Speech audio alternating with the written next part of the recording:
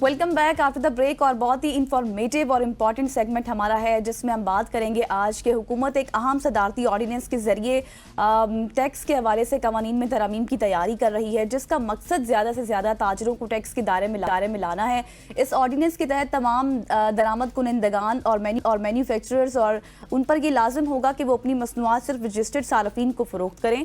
और इस इकदाम का मरकज़ है जी know your customer digital invoice system होगा, जो ताजरों को बाकायदा टैक्स दहिंदगान बनने की तरगीब देगा और टैक्स नेट को वसअत देने में मदद देगा।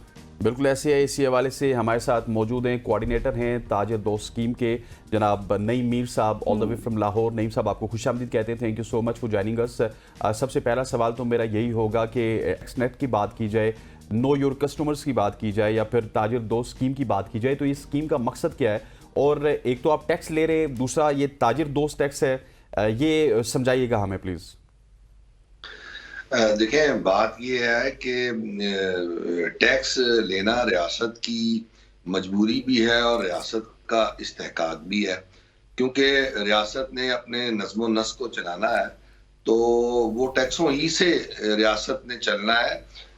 खैरात या चंदा या ज़कात से तो रियासतें नहीं चलती मॉडर्न दुनिया के अंदर, और पहले भी ख़ास तौर पे जब मॉडर्न दुनिया नहीं थी।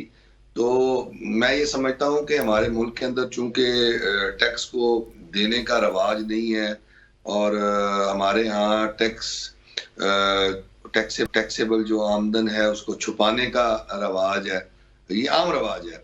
ये सिर्फ एक ताजरों का मसला नहीं है, हम में से हर एक का यही एक मसला है। तो अब रियासत जो है वो इस नहज पर पहुंच चुकी थी कि अब रियासत के पास तो कोई चॉइस नहीं ना, बिकॉज पहले तो पैसे बाहर से आते रहे कुछ ना कुछ काम चलता रहा। बाहर वाले भी पैसे नहीं देते, वो कहते हैं जी आपका अपना मुल्क है तो आप अपने मुल्क को अपने वसाइल से चलाएं। तो अब अपने वसाइल जो है वो अब अपने ही लोगों ने टैक्स देकर मुहैया करने हैं रियासत को। तो यही एक सारी कारगुजारी है जो आप पिछले कुछ अरसा से देख रहे हैं कि पाकिस्तान जो है वो डिफॉल्ट ज़दा था और डिफॉल्ट का ऐलान होने के करीब था, लेकिन फिर हुकूमत ने जो है वो सख्त इकदामात किए, और हुकूमत ने सख्त इकदामात नहीं कहने चाहिए बल्कि ये कहना चाहिए कि दुरुस्त इकदामात किए। और उन दुरुस्त इकदामात में से एक हिस्सा ये भी है जिसका आपने अभी सदारती ऑर्डिनेंस का भी जिक्र किया, और आपने कहा कि जो तमाम सेल्स हैं जिन लोगों को माल फरोख्त किया जाता है वो उनकी आइडेंटिटी होनी चाहिए। ये नहीं होना चाहिए कि आप कैश सेल्स डाल दें और ये बता दें जी बस पैसे आए और हमने अपना सामान तिजारत फरोख्त कर दिया, तो ऐसा नहीं होगा। अब हर जो कस्टमर है उसको उसकी आइडेंटिटी जब होगी। अच्छा नईम साहब जी, आपने बातें की हैं, अच्छी बातें की आपने, ठीक है इस तरह से होना चाहिए। लेकिन अब सवाल ये है कि आपको याद होगा कि IMF के साथ जो बातचीत हुई थी, जो हदफ हुआ था, उसमें ही कहा गया था कि दिसंबर के आखिर तक यानी कि 2025 से पहले तकरीबन 25 अरब रुपए के जो है वो टैक्स इकट्ठे करने हैं। अभी तक टैक्स मशीन जो है वो कितने टैक्स इकट्ठे कर चुकी है? देखें, वो जो रिटेल सेक्टर की आप बात कर रही हैं, मेरा ख्याल है कि जिसमें 50 अरब रुपए का साल का टारगेट रखा गया था ताजे दो स्कीम ही के तहत जी, तो उसमें हमने ना दो तरह के मेजर्स लिए थे। एक तो ताजे दो स्कीम के तहत पैसा इकट्ठा होना था, दूसरा इन्हीं रिटेल होलसेल सेक्टर को 236G और एज के तहत इनके टैक्सेस को विदहोल्ड भी किया जा रहा था, ताकि देखा जाए कि कहीं हमें नाकामी ना हो जाए। यानी ये एक दो तरफा कोशिश थी, दोनों इतराफ से इसको किया जा रहा था। तो जब ये देखा कि जो 236G और एज का विदहोल्डिंग टैक्स है वो टारगेट को मीट कर रहा है जो इस सेक्टर और सेगमेंट से हमने टैक्सेस इकट्ठा करने हैं, तो वो आपको वजीर खजाना ने और आपको फाइनेंस मिनिस्टर ने भी बताया, और आपने उनकी प्रेस रिलीज भी गालबन देखी होगी कि पहले क्वार्टर था 12 अरब रुपया इकट्ठा करना था, 12.5 अरब रुपया, तो 11 अरब रुपए के करीब जो है वो 236G और एज के टैक्सेस जो हैं वो होलसेल और रिटेल सेक्टर से इकट्ठा हो गए थे। तो लिहाजा फिर दोहरे जो टैक्स हैं उनकी जरूरत नहीं थी, तो एक ही टैक्स लगना था। तो यही मुकदमा जो है ये IMF के सामने भी बनाकर इसी अंदाज में पेश किया गया, और हमने भी इसी मुकदमे को ताजरों के मुकदमे को FBR के अंदर और फाइनेंस मिनिस्ट्री में बैठकर इसी बुनियाद पे लड़ा। अच्छा, मुझे ये बताइएगा कि अगर ताजिर दोस्त स्कीम की बात की जाए तो हमारे साथ बहुत सारे ऐसे ताजिर आए हैं जो यूनियन के प्रेसिडेंट्स भी थे, खुद ताजिर भी हैं, उनको काफ़ी ज़्यादा एतराज़ भी हैं। वो एतराज़ात क्या हैं और क्या एतराज़ात FBR ने दूर किए? उनके एतराज़ात कोई नहीं है, वो टैक्स निज़ाम को समझते नहीं हैं, रियासती मजबूरियों का उन्हें इदराक नहीं है।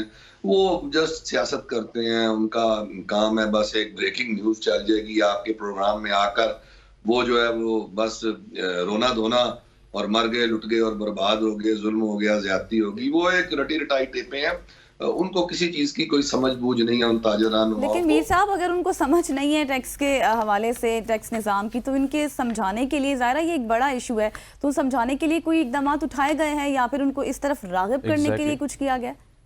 देखिए जी, ये जो टैक्सों की वसूली होती है ना, ये अपना समझाने से, बताने से और आपस में मिल बैठकर पंचायत कर लेने से या जिरगा कर लेने से ये टैक्सों की वसूलियां नहीं होती।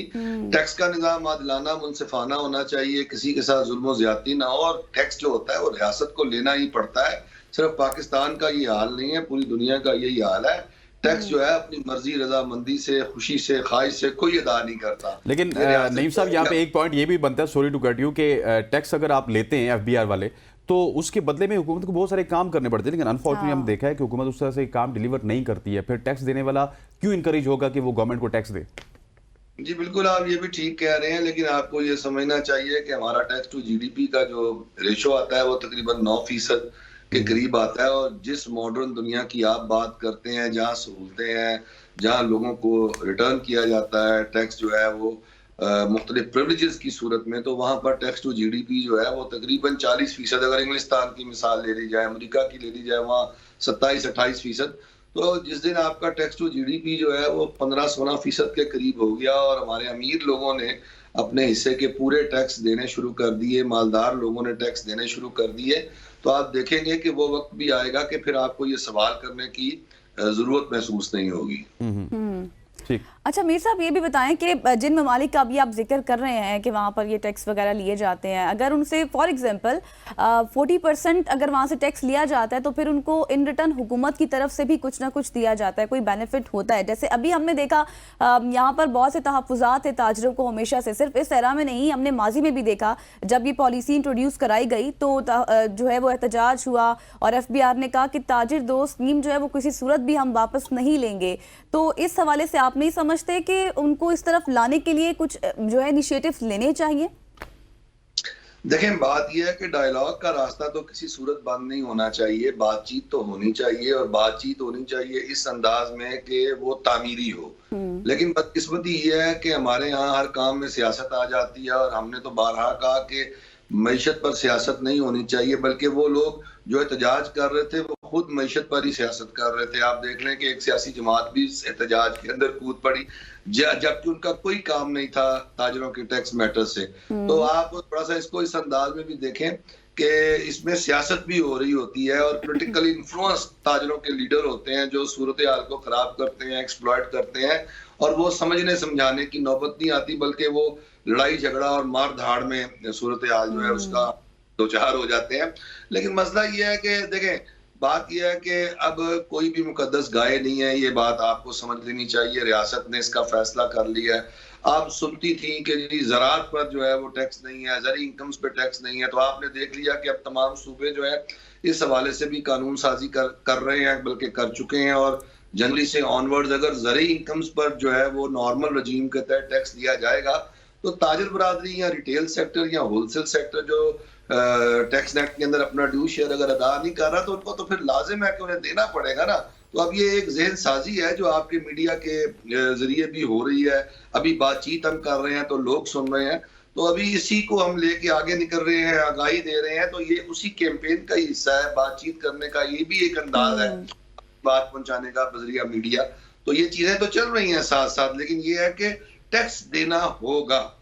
चलें जी, नईम मीर साहब, थैंक यू सो मच। आपका कहने का मकसद ये है कि अंदाज़े बयां गर्चे कोई शौक नहीं, शायद कि उतर जाए तेरे दिल में मेरी बात। नईम मीर साहब आपके दिलों में अपनी बात के लिए आज हमारे साथ मौजूद थे और FBR के कुछ जो अहदाफ थे उनके हवाले से भी उन्होंने बात की। यहाँ पर वक्त हुआ जाता है एक शॉर्ट सी कमर्शियल ब्रेक का, ब्रेक लेते हैं, वापस आते हैं। Stay with us.